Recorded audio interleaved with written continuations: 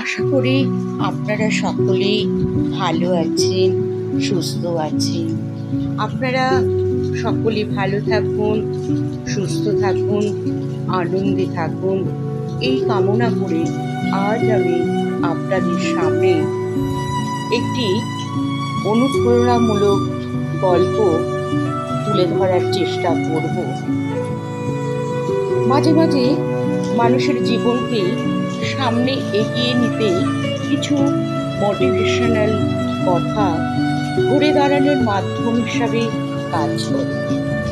মানুষ এসব শিক্ষণীয় গল্প থেকে নিজেদের চলার পথে আলোর দেখা পায়।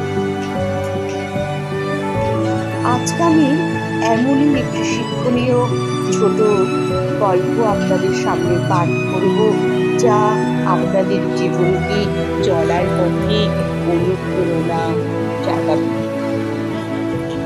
আজ যে গল্পটি আপনাদের শোনাবো সেই গল্পের নাম হল ব্যাঙের দল। একদল ব্যাঙ বনের মধ্য দিয়ে যাচ্ছিল। এমন সময় সেই ব্যাঙের দল থেকে দুটি ব্যাঙ গভীর গর্তে পড়ে গেল। গর্তটি এত গভীর ছিল যে সেখান থেকে উঠে আসা খুব কঠিন ছিল।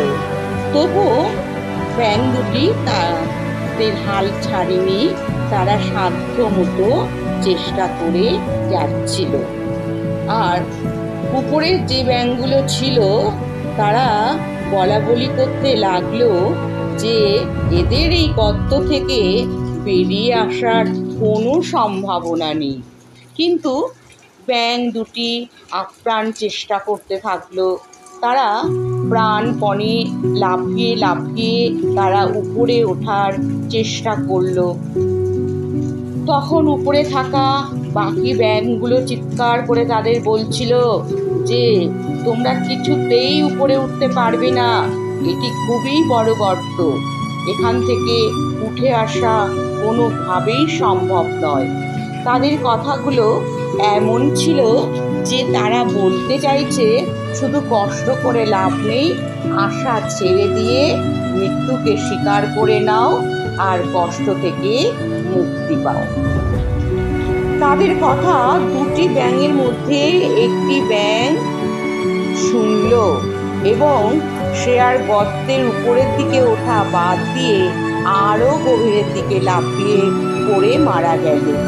কিন্তু দ্বিতীয় ব্যাঙটির উপরে ওঠার উৎসাহ আরো বেড়ে গেল। সে লাফাতে লাফাতে এক সময় উপরে ওঠার চেষ্টা করছে।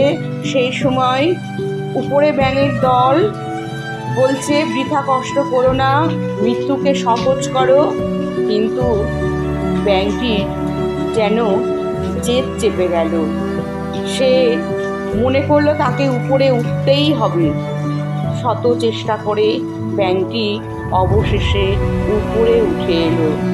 উপরে ওঠার পর ব্যাঙটি যা বলল তাতে দলের সবাই অবাক হয়ে তাকিয়ে রইল। ব্যাঙটি বলল, তোমরা নিরুৎসাহ না করে যদি উৎসাহিত করতে তাহলে হয়তো ওই ব্যাঙ বন্ধুটি মারা যেত না। সে আপ্রাণ চেষ্টা করে আমার মতো সেও হয়তো উপরে উঠে আসতে পারত। এই গল্প থেকে আমরা শিক্ষা পাই, আশেপাশের মানুষের একটু উৎসাহ মানুষকে কঠিন বিপদেও সামনে এগিয়ে যেতে সহায়তা করে। আর একটা কথা বলবো, নেতিবাচক কথায় কান না দিয়ে নিজ নিজ লক্ষ্যে অবিচল থাকলে সফলতা অবশ্যই আসবে। আপনাদের যদি গল্পটি শুনে ভালো লাগে তাহলে অবশ্যই লাইক, কমেন্ট, শেয়ার, সাবস্ক্রাইব করবেন। ধন্যবাদ।